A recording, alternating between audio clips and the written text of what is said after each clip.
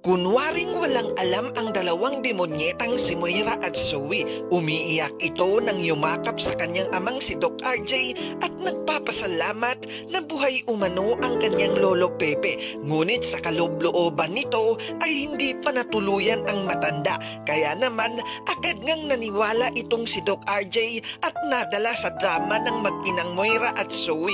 Ngunit itong si Giselle nga ay hindi nila makuhang dramahan dahil alam na nga talaga ni Giselle ang kanilang ugaling mag-ina. Pinagtabuyan sila ni Giselle at pinapalayas silang dalawa dahil alam na nga talaga ni Giselle ang kanilang mga galawan. Samantala, sa pagnanais nga ni Annalyn na mailigtas ang kanyang lolo Pepe ay nagtagumpay nga ito sa tulong na rin ni Doc Lyndon at Doc Carlos. Labis-labis ang pasasalamat ni Giselle kay Annalyn dahil sa ginawa nga nito ay nailigtas ang buhay ang kanyang daddy. Ganon din itong si Doc RJ, labis din ang pasasalamat sa kanyang anak na si Annalyn dahil ligtas ang kanyang tatay. Sa pagpunta nga ng mga pulis sa H. Ridge Hospital ay ipinapaalam ito kay Giselle at Doc RJ na may nakuha silang medical supply sa hideout ni Balahaja at ang matindi pa dito,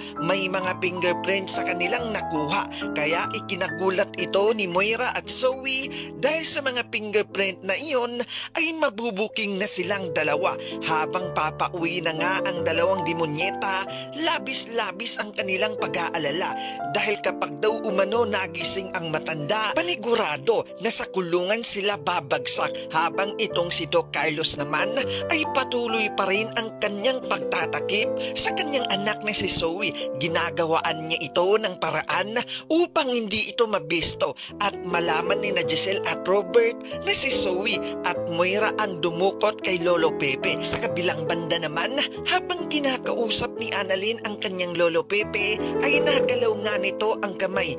Tila nagpapahiwatig ito na malakas na siya at may sasabihin siyang importanteng bagay. Kaya naman agad na naman itong ipinaalam sa kanyang tatay RJ na nagalaw na nga ng kanyang lolo ang kamay nito at nakaka-recover na ang matanda. Subalit nakikiusap naman itong si Moira kay Doc Carlos na sana ay tulungan nito ang anak ni si Zoe dahil kapag nagkataon nga daw ay makukulong siya at matadamay ang kanyang anak na si Zoe. Kaya naman pupuntahan ni Doc Carlos itong si Don Pepe at kakausapin niya ito.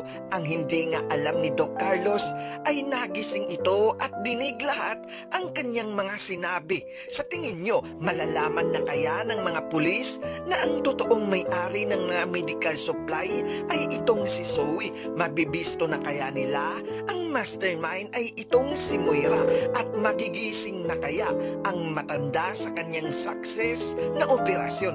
Ito ang ating dapat pang abangan sa abot kamay na pangarap.